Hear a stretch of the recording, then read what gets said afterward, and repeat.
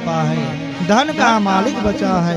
हाथ जोड़ के कहने लगा प्रभु हे दीन दयाल, हे भक्त वत्सल भगवान, आप मेरे मस्तक में अपना चरण रखिए और मुझे नाप लीजिए। भगवान कहने लगा वारे हरि, मैं तो तुम्हें छलने आया था, लेकिन आज तो तुमने मुझे ही छल लिया, मुझे ही छल लिया।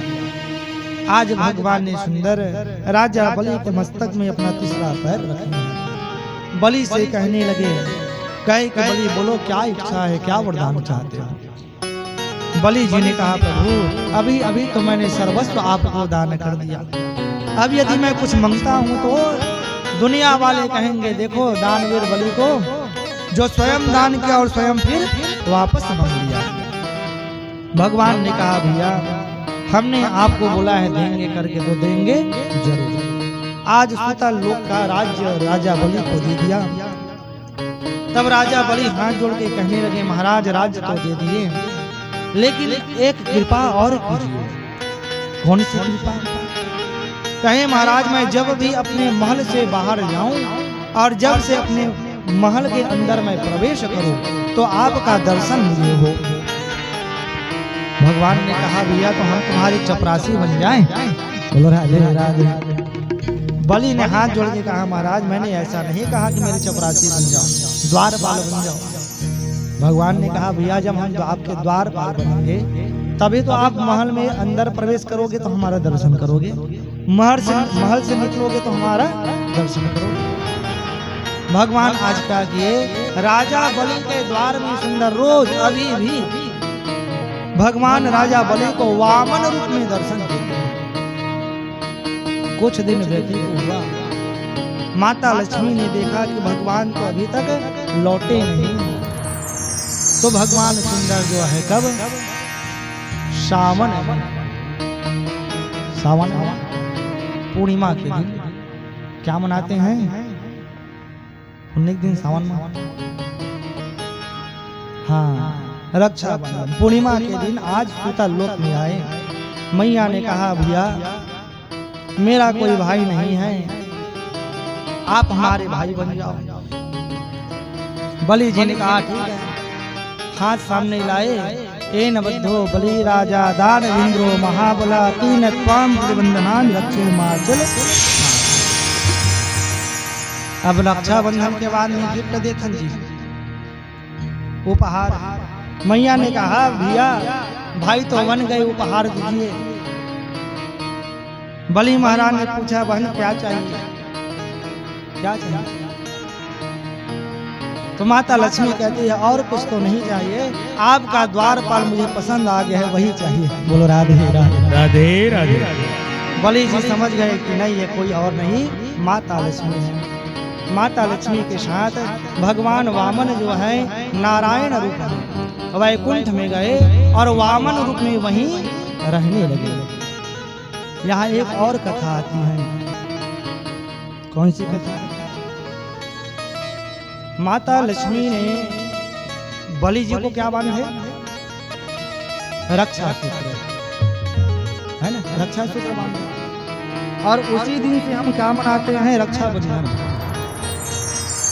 लेकिन ये दूसरे नंबर का रक्षाबंधन है, ये दूसरे नंबर का।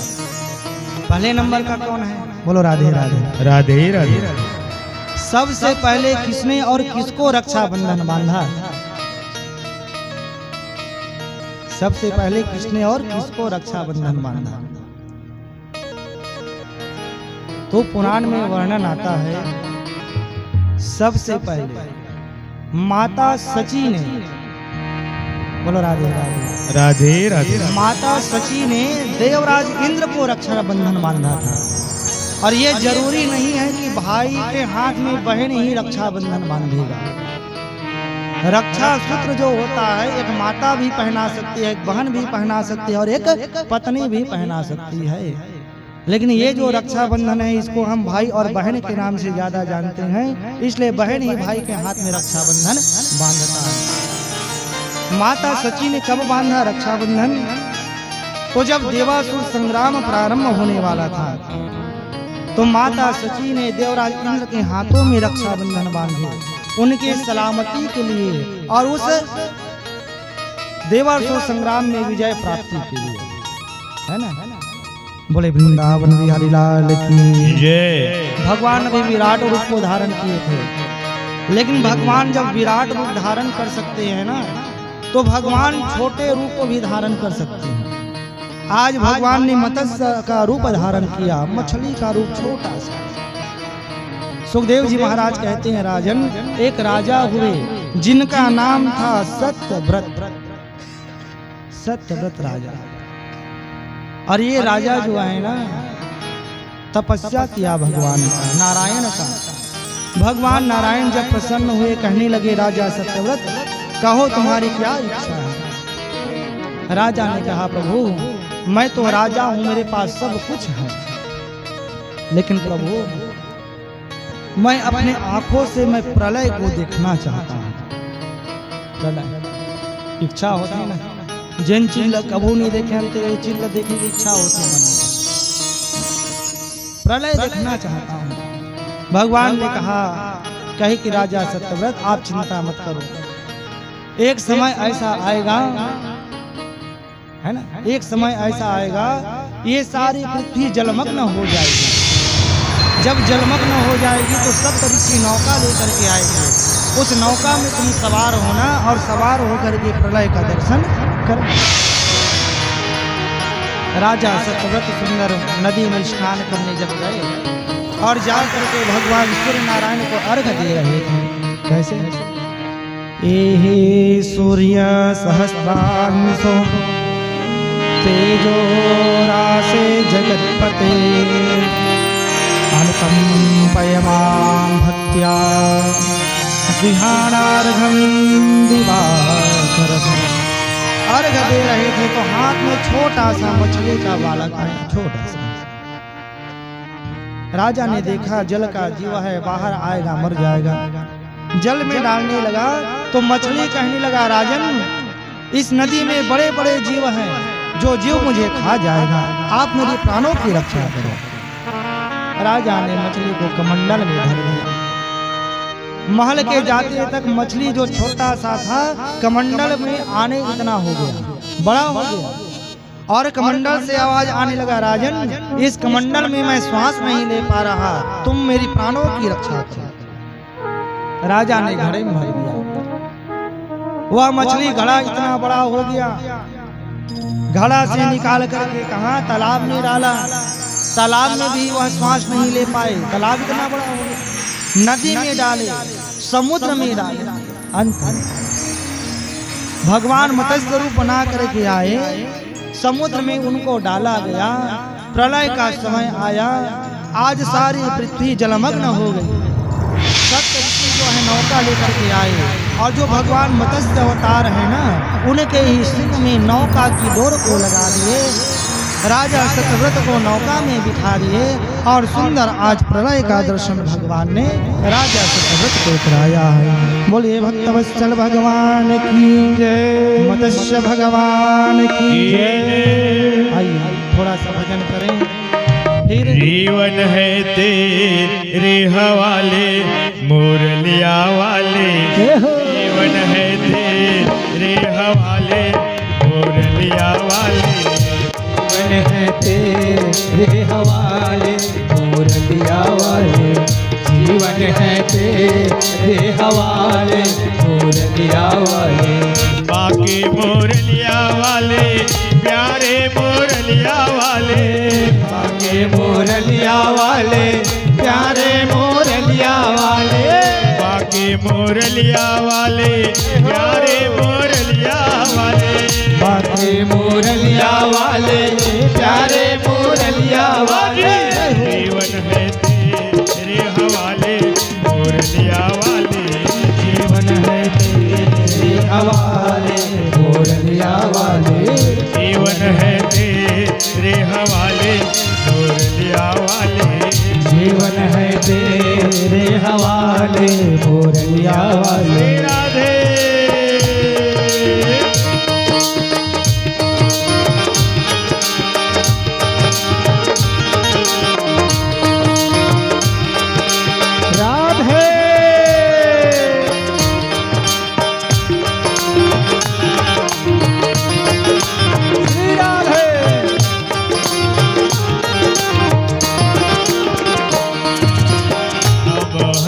बंसी तेरे अधर की, हम है बंसी तेरे अधर की, हम है बंसी तेरे अधर की, हम है बंसी तेरे अधर की।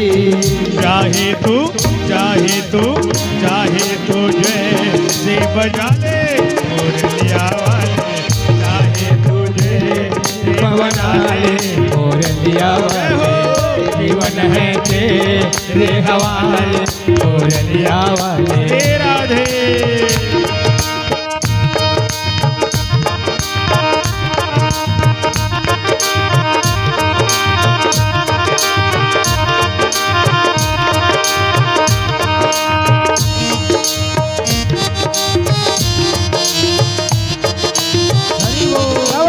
कभी ताली की सेवा करेंगे।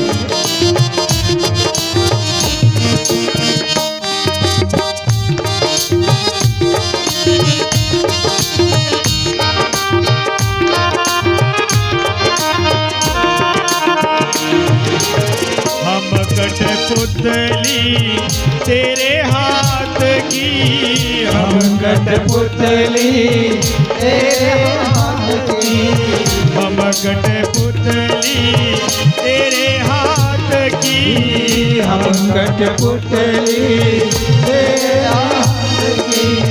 चाहे तू जय से न चाले, जय हो।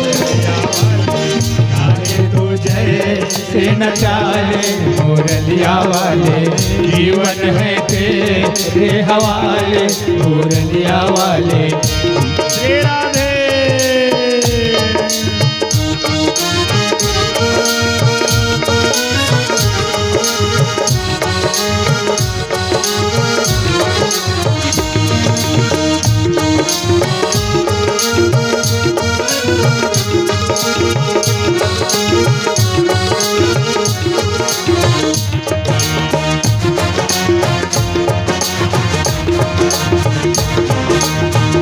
श्री राधे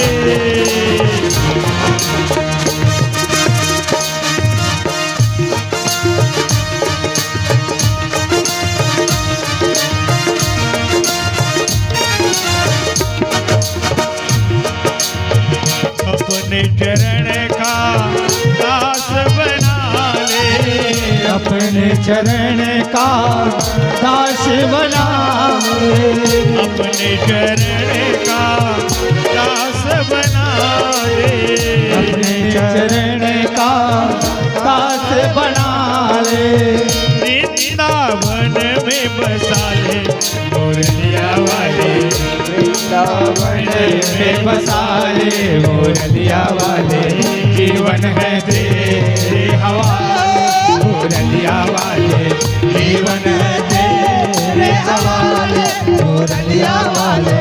बाकी मुरलिया वाले प्यारे मुरलिया वाले, बाकी मुरलिया वाले प्यारे मुरलिया वाले, बाकी मुरलिया वाले प्यारे मुरलिया वाले, बाकी मुरलिया वाले प्यारे मुरलिया वाले।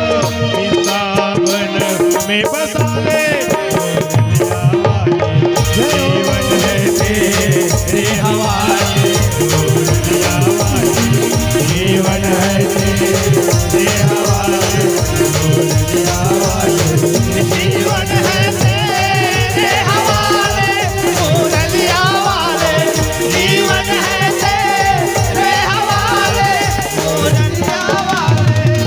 बोले भक्त वत्सल भगवान की जय हो, बोल जय जय श्री राधे श्याम। तो हमारे गांव के दाऊ जी, परम सम्मानीय विक्रम दाऊ जी, चाचा जी, कथा श्रवण सुनने पर आए। तो हम चाहतन कि आ करके भगवान से आशीर्वाद लेके प्रसाद ले यहाँ से। बोल बांके बिहारी लाल की जय। आइए फिर उसके बाद में अब सूर्यवंश की थोड़ी सी कथा श्रवण करेंगे। उसके बाद चंद्रवंश की कथा में संध्याकालीन शाम को भगवान कन्हैया आएंगे।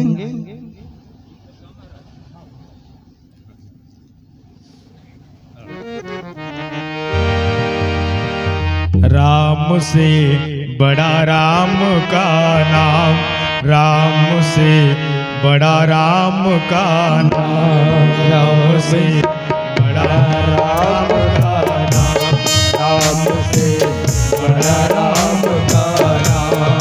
अंत में निकला यह परिणाम, अंत में निकला यह परिणाम, राम से बड़ा राम का राम से बड़ा राम का नाम, राम से बड़ा राम का नाम।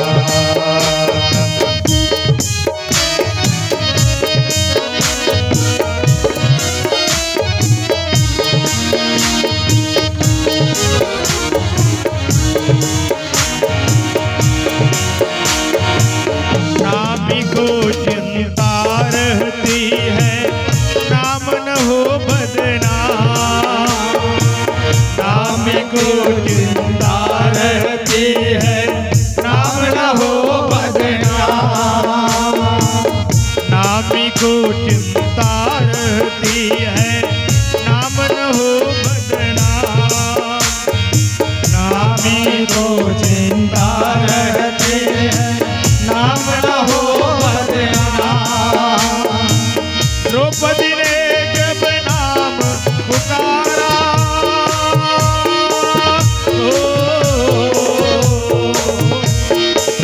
द्रौपदी ने जब नाम पुकारा, घट आ गए घनश्याम, राम से बड़ा राम का नाम, राम से बड़ा राम का नाम।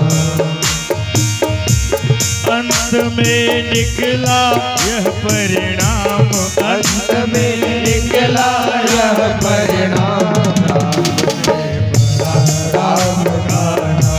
राम से बड़ा राम का नाम, राम से बड़ा राम का नाम, राम से बड़ा राम का नाम।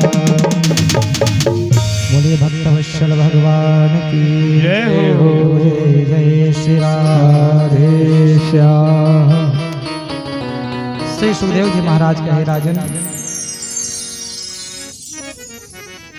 आपने सुंदर अभी भगवान वामन के अवतार की कथा सुने और भगवान मत्स्य अवतार की कथा श्रवण किए। अब हम सुंदर सूर्यवंश की कथा की ओर प्रवेश करते हैं। जिस सूर्यवंश में भगवान श्री राघवेंद्र जी आए, है ना? तो ब्रह्मा जी के पुत्र हुए मरीचि, मरीचि के पुत्र हैं कश्यप और कश्यप के पुत्र हैं सूर्य। जिस सूर्य को हम क्या कहते हैं?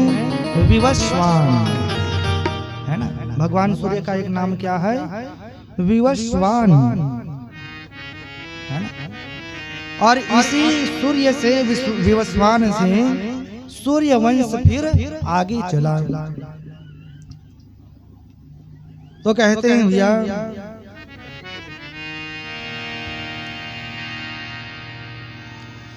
सूर्यवंश उनके नाम से जाने लगा। विवस्वान के जो पुत्र हुए उसी को हम कहते हैं वैवस्वत मनु। और मनु महाराज के एक संतान हुए जिनका नाम हुआ सुद्युम्न, है ना? तो सूर्यवंश में बिना यज्ञ का संतान नहीं हुआ और चंद्रवंश में बिना युद्ध का विवाह नहीं हुआ। बोलो राधे राधे। जब वैवस्वत मनु का संतान नहीं था ना, सुंदर जो है वशिष्ठ जी को बुलाए और बुला करके पुत्र कामिष्टि यज्ञ जो है कराए। तो देखें ना, पिताजी मन चाहते कि गर्भ से बेटा आवे। बोलो राधे राधे। राधे राधे और माता मन चाहते हैं कि गर्भ से बेटी आवे, है ना। तो व्यवस्था मनु जी चाहते थे कि घर में संतान हो, पुत्र हो। वशिष्ठ जी को बुलाए, यज्ञ की तैयारी हो गया। लेकिन यज्ञ जब होता है तो एक ब्राह्मण नहीं रहता, एक आचार्य होते हैं और बाकी सब होता होते हैं। तो मैया ने सभी को बुलाए और बुला करके कहने लगे, महाराज सुनो, आप जो मंत्र पढ़ोगे ना, बेटा का मंत्र मत पढ़ना भैया, बेटी का मंत्र पढ़ना। यज्ञ प्रारंभ हुआ, यज्ञ प्रारंभ हुआ। सुंदर जो है व्यवस्था मनु के यहाँ संतान उत्पन्न हुआ। तो संतान जब उत्पन्न हुआ ना, तो कन्या उत्पन्न हो गई। मनु जी कहने लगे, वशिष्ठ जी आपके मंत्र जो है उल्टा कैसे हो गया? मैंने तो पुत्र की कामना से यज्ञ कराया, यहाँ पुत्री कैसे हो गया? जब ध्यान लगा करके देखते हैं तो कहते हैं, कहे कि भैया ये जो पुत्री उत्पन्न हुआ है ना, ये आपकी रानी की इच्छा से हुआ है। आपकी रानी ने जितने होता ब्राह्मण है ना, उनको कहा था कि आप कन्या होने का मंत्र पढ़ना, इसलिए आपकी रानी की इच्छा से आपके यहाँ कन्या उत्पन्न हुआ है। मनु जी ने कहा, व्यवस्था मनु ने कहे कि महाराज कन्या तो राज्य नहीं कर सकती, इसलिए आप कोई कृपा कीजिए। तो वशिष्ठ जी ने क्या किया, जिस कन्या का नाम इला था उसको पुत्र में बदल दिया मंत्रों से, और पुत्र में बदले तो इसी का नाम हो गया सुद्युम्न। यही सुद्युम्न जो है एक दिन कहाँ गया, अंबिका वन में, और अंबिका वन में गया तो फिर से क्या बन गया, स्त्री बन गया। बोलो राधे राधे राधे राधे राधे। कहते हैं भैया, इन्हीं के यहाँ एक और पुत्र हुए जिनका नाम है सरयाती। सरयाती राजा हुए। इन्हीं सरयाती राजा के यहाँ एक परम सुंदरी कन्या ने जन्म लिया, जिसे कहते हैं सुकन्या। सुकन्या मतलब सुंदर कन्या। राजा सरयाती ने एक दिन अपने प्रजाओं को, अपने पुत्रियों को, अपने रानियों को लेकर के सुंदर वन में विहार करने गया। हमन जाथन पिकनिक घूमे बर। अब हमन घूमे बर जाथन तो हमरो से होते, लड़का मन अलग खेले भाग जाते, महिला मन के अलग मंडली बन जाते, पुरुष मन के अलग मंडली थे, एक संग थोड़ी थे सब। विहार करने जब गए ना, तो माता जो सुकन्या है अपनी सखियों के साथ अलग से भ्रमण करने लगे। और भ्रमण करते करते जब जा रहे थे तो मैया सुकन्या ने देखा कि एक वल्मीक है। खाली बताएं कथा में दीमक वल्मीक के ढेर को देखें। जिस वल्मीक के ढेर में 2 छिद्र हैं और दोनों छिद्र से सुंदर रोशनी प्रकाश जो है निकल रहा है। सुकन्या मैया ने देखा और कौतूहल वश बमरी के जो कांटे होते हैं, बबूल के कांटे बड़े बड़े होते हैं, कांटे को पकड़े और पकड़ करके जैसे ही छिद्र में डाले, रोशनी आना बंद हो गया। जैसे दूसरे छिद्र में डाले, दूसरे छिद्र से भी रोशनी आना बंद हो गया और दोनों छिद्र से रक्त जो है निकलना शुरू हो गया। सब घबरा गए और घबरा करके वापस लौट गए। इधर तो भैया उस वल्मीक के अंदर कौन थे, चवन ऋषि थे, जो इतने वर्षों से तपस्या में बैठे थे कि पूरे शरीर में दीमक लग गया था। दीमक जब चवन ऋषि क्रोधित हुए ना, तो उनके क्रोध से राजा को, राजा के प्रजा को, यहाँ तक पशुओं को, सबको चांग रोग हो गया, सबका पेट फूलने लगा, मल मूत्र सब बंद हो गया। राजा सरयाती जान गया कि किसी ने चवन ऋषि का अपराध किया है। सबको बुलाए तो माता सुकन्या कहती है कि पिताजी, मुझे तो ये ज्ञात नहीं है कि मैंने क्या अनर्थ किया, क्या अपराध किया, लेकिन हाँ, मैंने एक वल्मीक में 2 छिद्र देखे, दोनों छिद्र से सुंदर प्रकाश आ रहा था। जैसे कांटे चुभाए प्रकाश बंद हो गया, रक्त निकलना शुरू हो गया।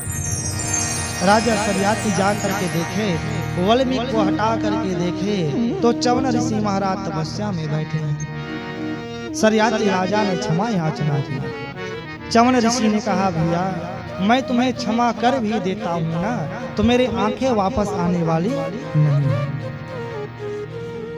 यदि कोई व्यक्ति जन्म से अंधा है और उसे 50 साल के बाद भी आंख मिल जाए ना, तो उसे प्रभाव नहीं पड़ता, जी सकता है।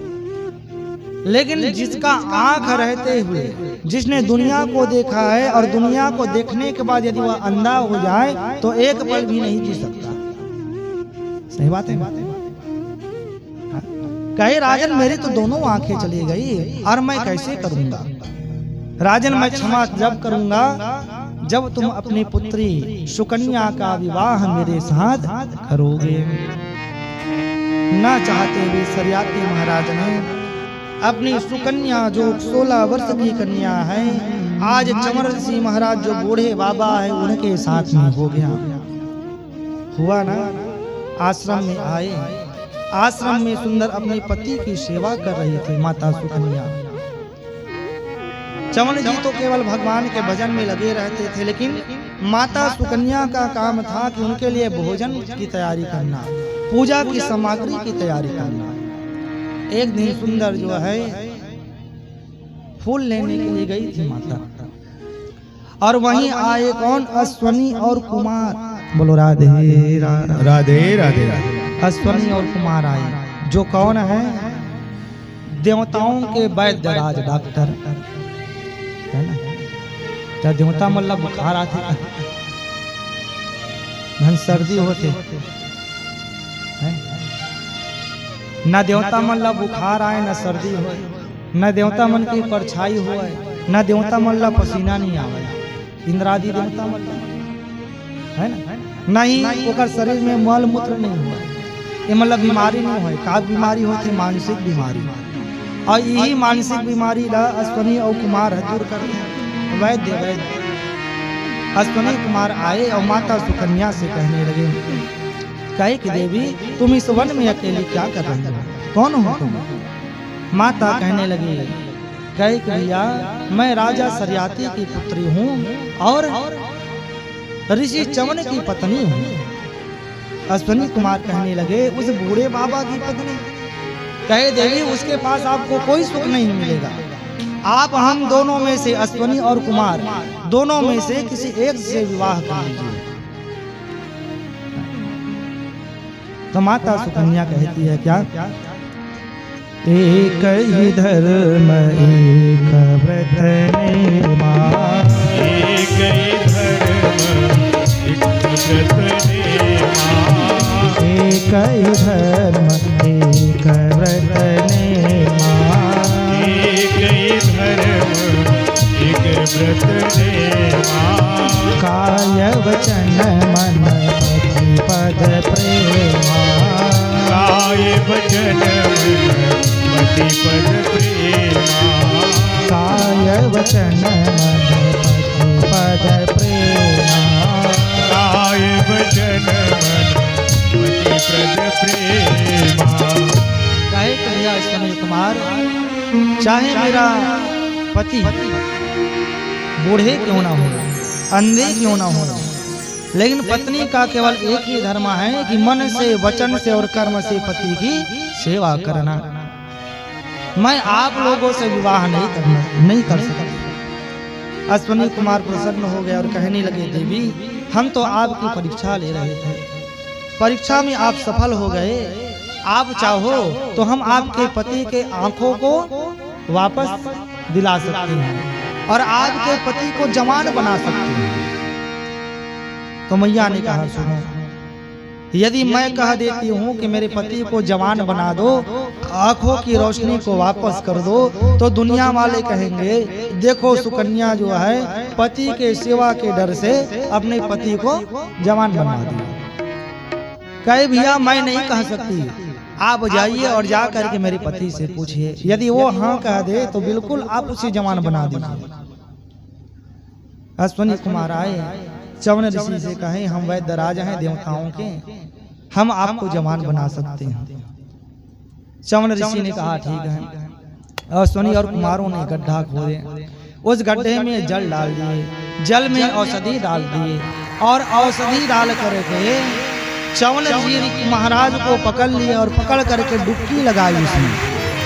और डुबकी लगा करके जैसे ही बाहर आते हैं ना, तो तीनों के तीनों, कौन, अश्वनी, कुमार और चवन जी, तीनों एक स्वरूप में हैं और एक स्वर में कहते हैं देवी यदि तुम पतिव्रता हो तो तुम अपने पति के हाथ को पकड़ के उसे ले लो। आप बताओ, गए थे तो तीन स्वरूप में, आए हैं तो एक स्वरूप में, और डुबकी लगा के आए हैं, ना जाने ये है पति की, ये है पति की, ये है पति। अब तो दूधा में फंस गई माता सुकन्या। और जब माता दूधा में फंस गई ना, तो माता जगदम्बा की प्रार्थना करने लगे। कैसे? देवी दुर्गा उमा विश्वजननी रमा मातु तारा, एक जगदम्ब तेरा सहारा।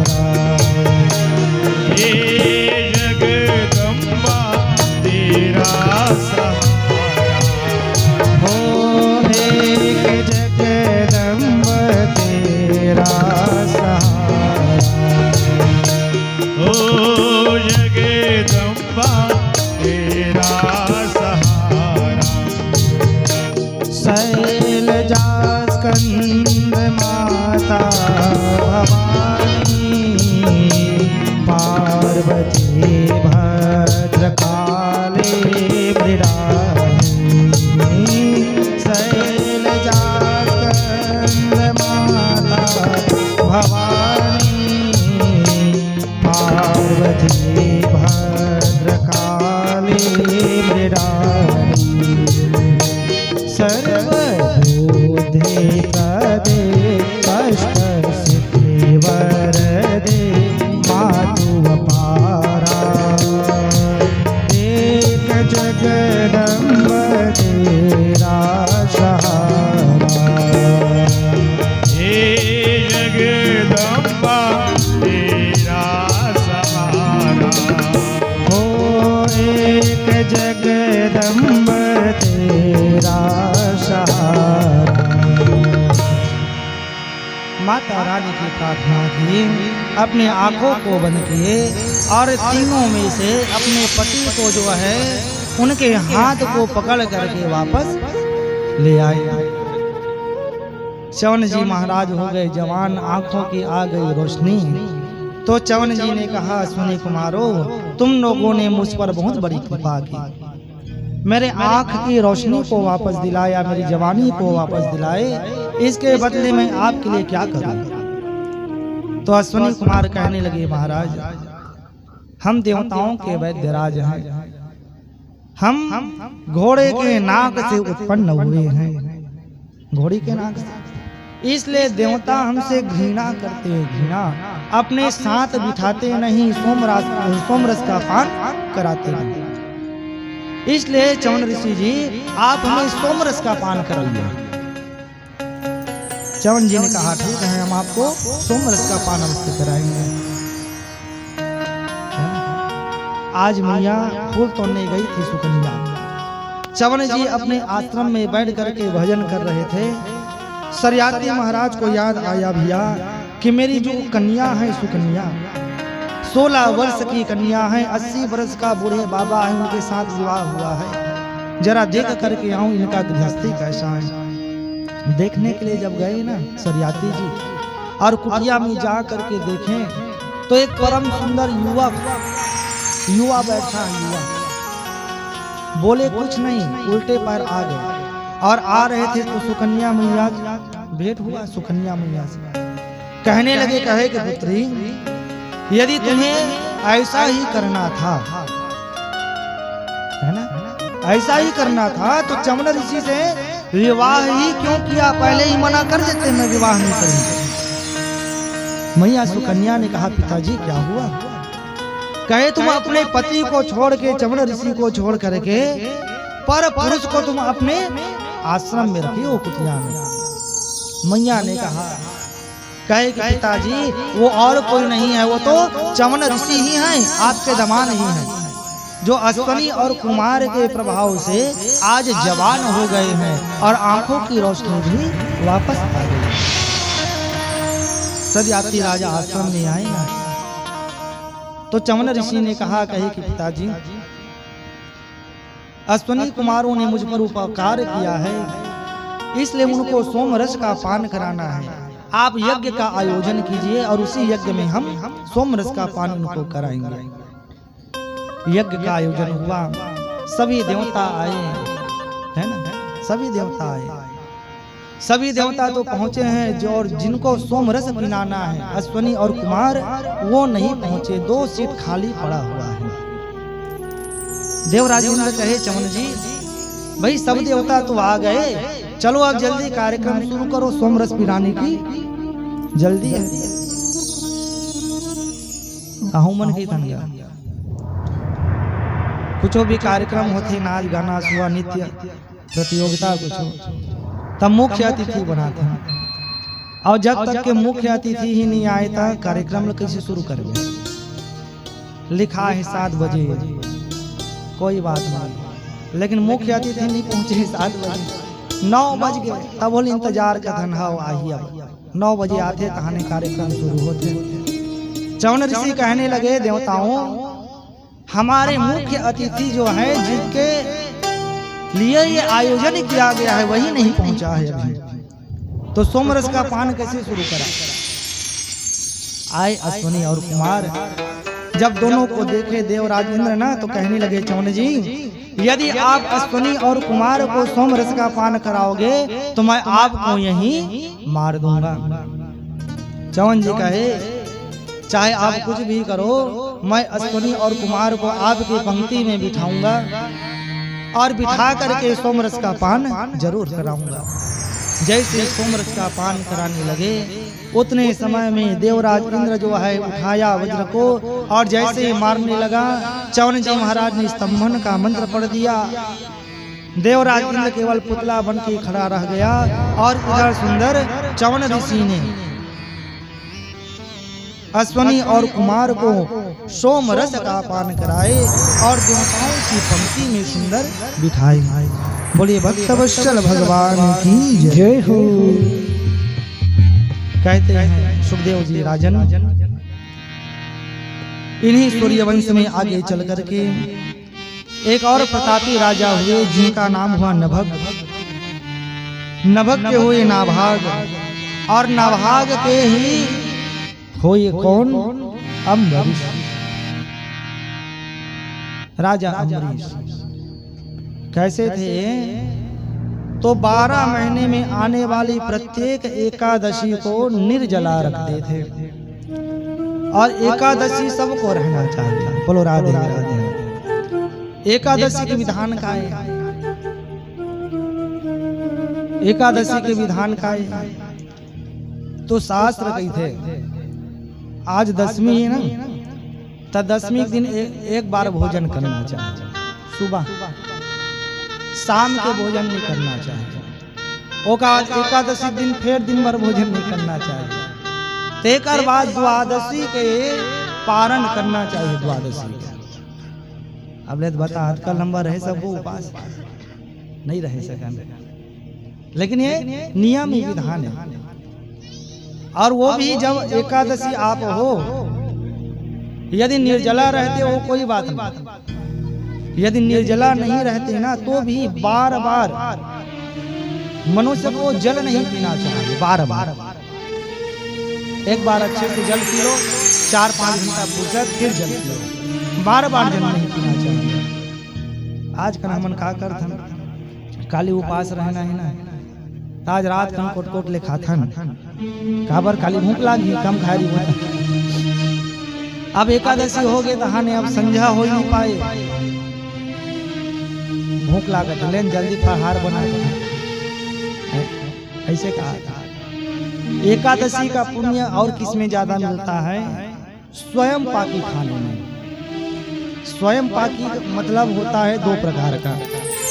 एक स्वयं पाकी वो है जिसे कहते हैं फल जो स्वयं से पका रहता है, और एक स्वयं पाकी वो है जो मनुष्य खुद अपने हाथ से पकाए और खुद खाए, दूसरे के हाथ से पकाए हुआ मत खाए, इसे कहते हैं स्वयं पाकी। जो व्यक्ति स्वयं पाकी भोजन करता है उस व्यक्ति के ऊपर मतलब एकादशी के दिन स्वयं पाकी फलाहार करता है, एकादशी के दिन उस व्यक्ति के ऊपर किनकी कुबेर जी की कृपा होती है। बोलो राधे राधे राधे राधे। और विशेष करके किस दिन तो लक्ष्मी पूजा के 2 दिन पहले आने वाले धन एकादशी, 4 दिन पहले आने वाली एकादशी, इस दिन का ज्यादा महत्व है, क्योंकि इसी एकादशी के दिन में कुबेर की उत्पत्ति हुई थी, जन्म हुआ था।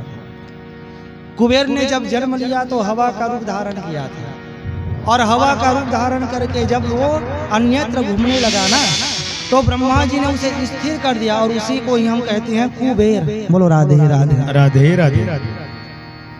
है ना, ये नारद पुराण की कथा है।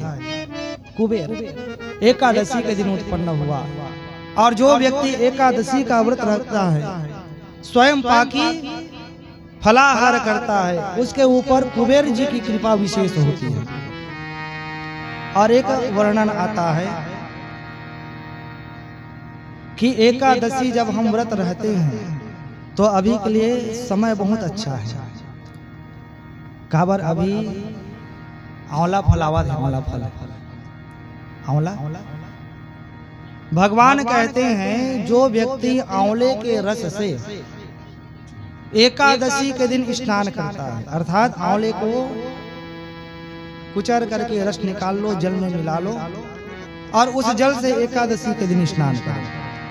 तो जो व्यक्ति आंवले के रस से एकादशी के दिन स्नान करता है, जिस व्यक्ति जिस स्त्री का केश आंवले के रस से भिगा होता है, जिस व्यक्ति जिस स्त्री का अस्थि आंवले के रस को स्पर्श कर लेता है, उस मनुष्य की कभी भी दुर्गति नहीं होती है ना। तो प्रयास करूँ, अभी आवाज हमारा जैन जैन एकादशी था, कौन कौन था? 1 2 3 हम 4 5 महू उठा देता हूँ कहीं महाराजों ने रहा का। एकादशी का व्रत सबको रहना चाहिए। मैं बताता हूँ तेन नियम नहीं रही सकूँ, कोई बात नहीं। प्रदीप मिश्रा जी बताते तेन उपाय में रही जाओ। कैसे? बकरी जैसे चाहो चरो, लेकिन एकादशी करो।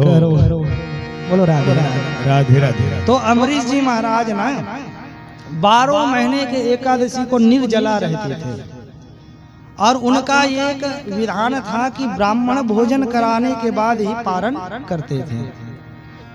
आज सुंदर अमरीश जी के यहाँ दुर्वासा ऋषि का आगमन हुआ। दुर्वासा ऋषि का स्वागत किए और स्वागत करके कहने लगे, कहे कि आइए महाराज आइए, मेरा अहो भाग्य है जो आप जैसा दुर्वासा जी संत मेरे घर में पधारे हो, भी द्वादशी के दिन। द्वादशी का दिन दिया हुआ ब्राह्मण भोजन, किया हुआ दान बहुत महत्व का होता है। कहीं आइए महाराज आप भी पारण कीजिए, भोजन कीजिए। दुर्वासा जी ने कहा, राजन एकादशी तो हम भी थे, लेकिन अभी स्नान ध्यान हुआ नहीं है, जरा हम स्नान ध्यान करके आ जाए। दुर्वासा जी गए स्नान ध्यान करने, विलंब हो गया। इधर देखे राजा अमरीश ने कि समय निकलता जा रहा है, और कभी कभी होता है एकादशी के दूसरे दिन द्वादशी भी रहता है, और कुछ समय बाद त्रयोदशी भी लग जाता है। अमरीश ने कहे कि विप्रो द्वादशी में पारण कर लेना चाहिए जो एकादशी का व्रत रहता है। कहे आप देख के तो बताइए द्वादशी कितना समय तक और बचा है। ब्राह्मणों ने कहा, राजन द्वादशी अब थोड़े से क्षण और बचा है, फिर त्रयोदशी लग जाएगा, और यदि द्वादशी में आपने पारण नहीं किया तो आपको दोष लगेगा। अमरीश जी ने कहा, महाराज अतिथि आए हैं, संत आए हैं, और संत को यदि बिना भोजन कराए मैं भोजन करता हूं तो भी अपराध है, पाप लगेगा। तो ब्राह्मणों ने कहा महाराज सुनो, आप तो निर्जला उपवास है, इसलिए ना आप शालिग्राम जी को स्नान करा लो, उनका चरणामृत यदि आप पी लोगे ना तो आपके व्रत का पारण भी हो जाएगा और अन्न खाने का, भोजन करने का अपराध भी आपको नहीं लगेगा। जैसे राजा अम्बरीश ने हाथ में चरणोदक को लिए और पान करने लगे, वैसे ही दुर्वासा जी पहुंचे और पहुंच करके कहने लगे, राजन अतिथि आया देख करके बिना संत भोजन कराए, बिना ब्राह्मण भोजन कराए स्वयं ही पारण कर रहा है। दुर्वासा जी को आया क्रोध, एक जटा उखाड़े, जैसे ही पृथ्वी में पड़ के तो कृत्या नाम की राक्षसी उत्पन्न हुई। एक राक्षसी उत्पन्न हुई कृत्या, और कृत्या राक्षसी से कहने लगे, जाओ अम्बरीश को खा जाओ, भस्म कर दो।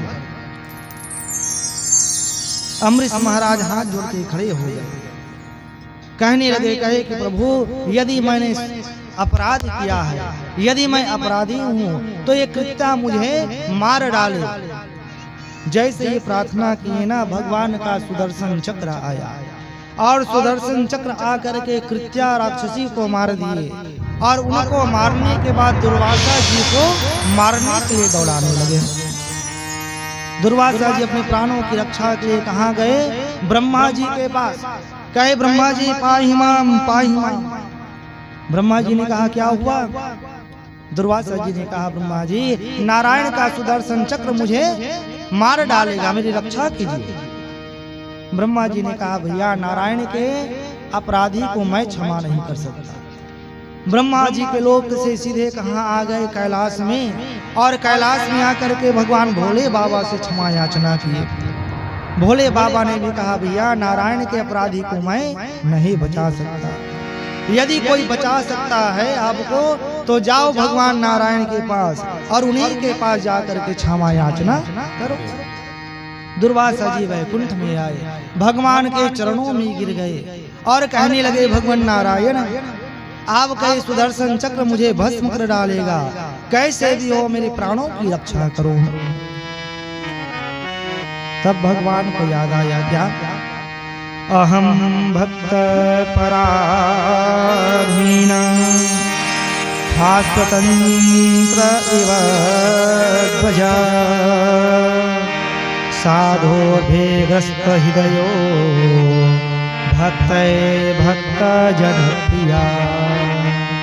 कहे कि दुर्वासा जी, ये जो सुदर्शन चक्र है अब ये मेरा नहीं रहा, ये सुदर्शन चक्र तो अब राजा अम्बरीश का हो गया है। किसके प्रभाव से? एकादशी के व्रत के प्रभाव से। और तुमने मेरे भक्त का अपराध किया है, मैं भक्त के अपराधी को क्षमा नहीं कर सकता। क्यों? क्योंकि अहम भक्त पराधीना, मैं खुद भक्त के अधीन हूँ। भक्त मुझे भोग लगाए तो मैं पाता हूँ, भक्त मुझे स्नान कराए तो नहाता हूँ। कहे राजा कहे दुर्वासा जी, आपने अपने आप को संत माना लेकिन राजा अम्बरीश को संत नहीं माना। आपने मेरे भक्त का अपराध किया है। कहे दुर्वासा जी, आप जाइए राजा अम्बरीश के शरण में जाइए, यदि राजा अम्बरीश आपको क्षमा कर देना तो ये सुदर्शन चक्र आपको क्षमा कर देगा। आज दौड़े दौड़े दौड़े 1 वर्ष के बाद राजा अम्बरीश के महल में जब आते हैं तो राजा अम्बरीश हाथों में उस चरणोदक को पकड़ करके खड़े हुए कि जब तक संत दुर्वासा नहीं आ जाते, भोजन नहीं करा लेता, मैं भी जल का पान नहीं करूंगा। दुर्वासा जी आए और राजा अम्बरीश के चरणों में गिर गए। राजा अम्बरीश ने कहा, महाराज आप ये क्या करते हो? हम तो संत के चरणों की धूली हैं और उन धूल को हम मस्तक में धारण करते हैं। आप जैसा संत ऐसे चरण में गिरे, ये शोभा नहीं देगा। दुर्वासा जी ने कहा, कहे कि राजा अम्बरीश कैसे भी हो इस सुदर्शन चक्र से मेरे प्राणों की रक्षा करो। राजा अम्बरीश ने कहा, प्रभु यदि मैंने संत में और भगवान में कोई भेदभाव नहीं किया हो, दोनों को सम माना हो, तो हे सुदर्शन चक्र तुम लौट करके चले जाओ। प्रार्थना की, सुदर्शन चक्र लौट करके चले गए। तब दुर्वासा जी कहते हैं, अहो अनंत दाशानम महत्वम दृष्ट पद्य में कृतागसोपे यदराजन मंगलानि समीहसि। देखो मैंने अनंत भगवान के भक्त जो है राजा अम्बरीश, उनको मारने का प्रयास किया, लेकिन देखो आज उसी राजा ने मेरे प्राणों की रक्षा की, क्षमा याचना की।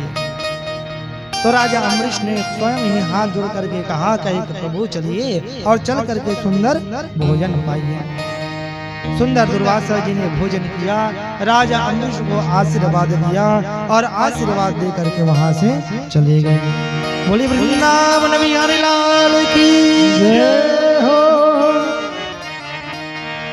सीताराम सीताराम सीताराम कहिए, सीताराम सीताराम सीताराम कहिए। जाहि विधि राखे राम, ताहि विधि रहिए। जाहि विधि राखे राम, ताहि विधि रहिए। सीताराम सीताराम सीताराम कहिए, सीताराम सीताराम सीताराम कहिए। जय हो। ताहि विधि राखे राम, ताहि विधि रहिए। ताहि विधि राखे राम, ताहि विधि रहिए।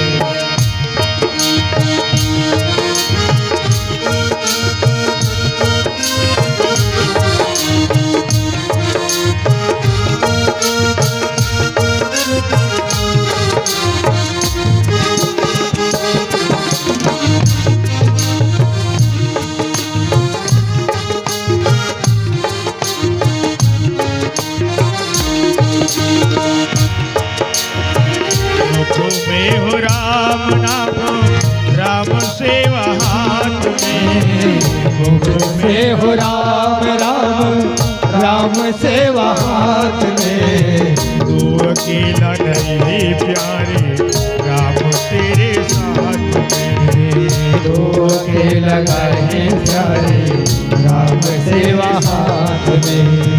विधि का विधान जाने हानि लाभ सही। विधि का विधान जाने हानि लाभ सही। जाहि विधि राखे राम, ताहि विधि रहिए। ताहि विधि राखे राम, ताहि विधि रहिए।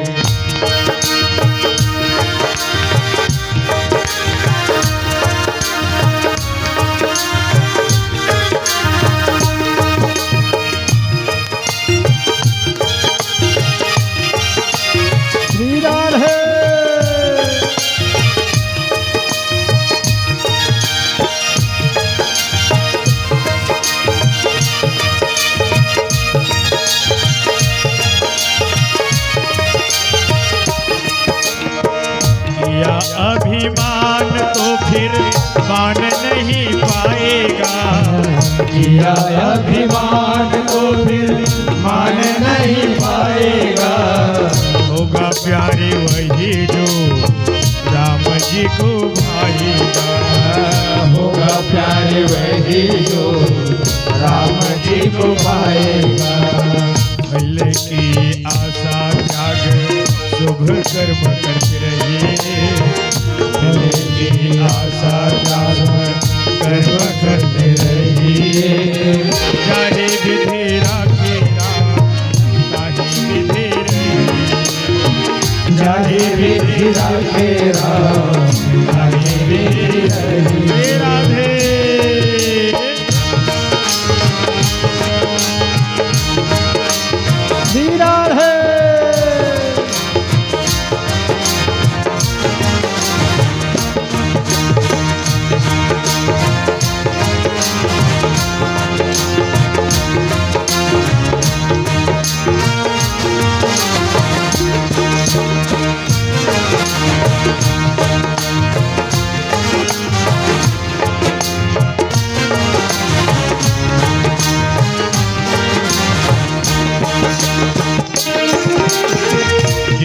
जिंदगी की डोर सौंपो हाथ दीनानाथ के।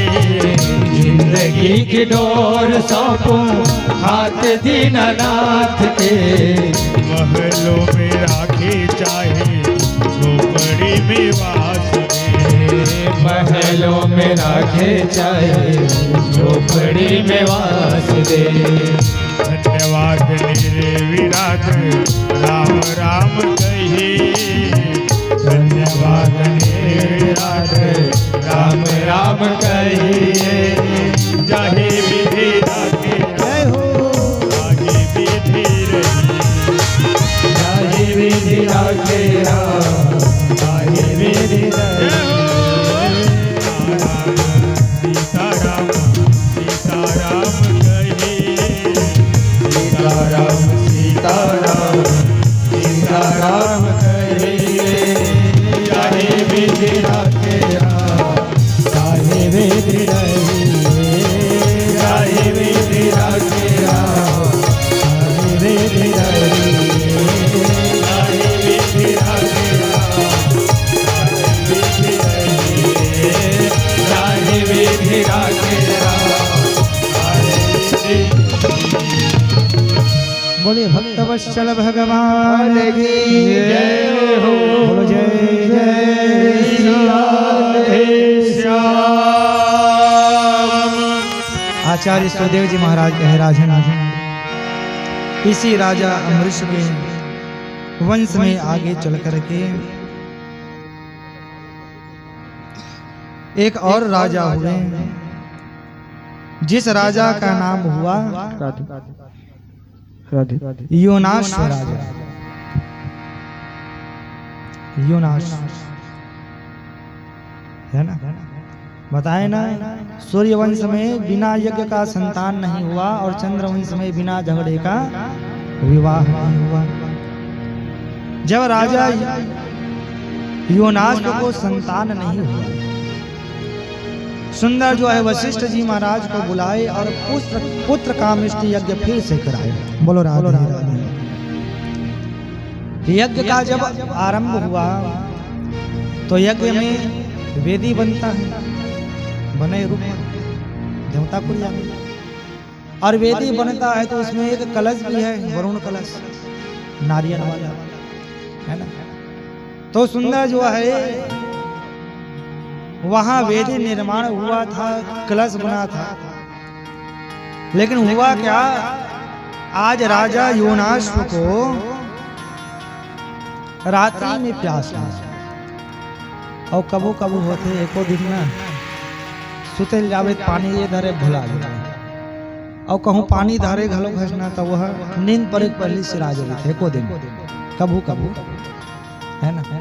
राजा योनाश को प्यास लगा अर्धरात्रि में, जल ढूंढे जल नहीं मिला, सीधे यज्ञ मंडप में चले गए और यज्ञ मंडप में भी जब जल नहीं मिला तो प्यास से इतने व्याकुल थे कि जो वरुण कलश बना हुआ था ना, कलश, उस कलश के जल को उठाए और पी गए।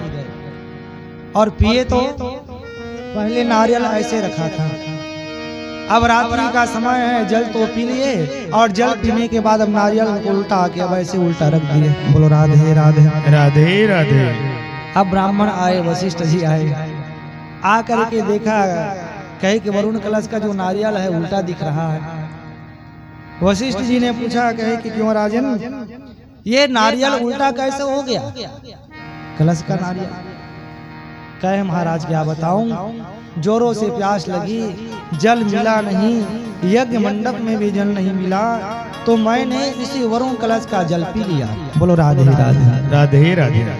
वशिष्ठ जी ने कहा, भैया ये तो सब गड़बड़ हो गया, गड़बड़ कैसे जी?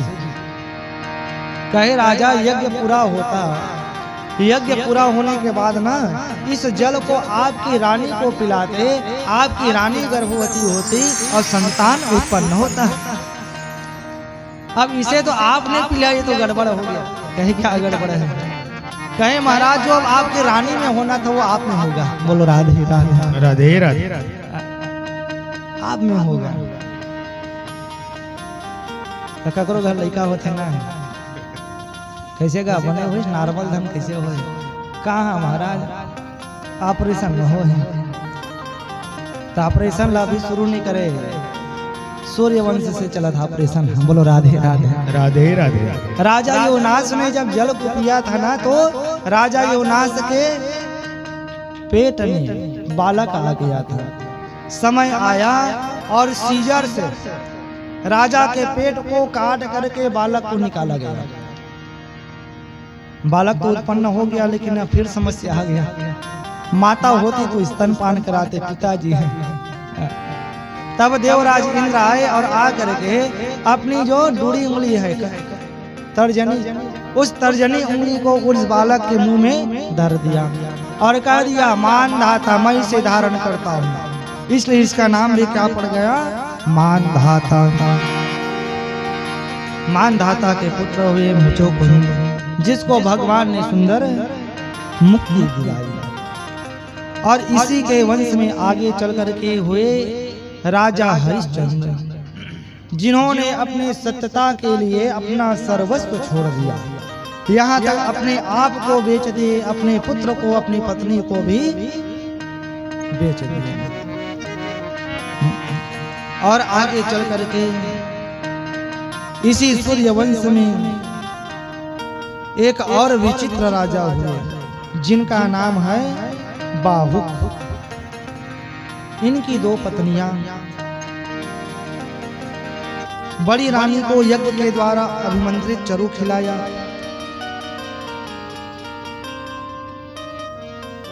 गर्भ में बालक आया, लेकिन और जितने अन्य रानियां हैं सबने ईर्ष्यावश जो है रानी को जहर पिला दिया।